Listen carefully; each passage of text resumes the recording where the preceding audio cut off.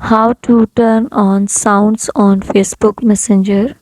Firstly, you have to open the Facebook Messenger app from your Play Store.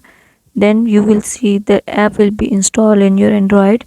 Just you have to click on it and open that Facebook Messenger app in your Android. You can see here there is three lines at the left top corner, and beside the your ID you can see there is a gear option. Click on it and scrolling this bar you can see there is an option of notifications and the sounds. Here you have to click on notifications and the sounds.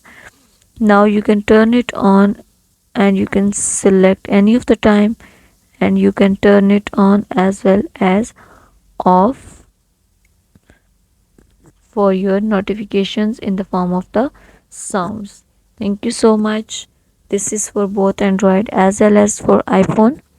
Please consider showing your support by commenting, liking, sharing, and subscribing to our channel for more valuable content in the future. Your engagement is highly appreciated. I wish you very, very good luck. Thanks.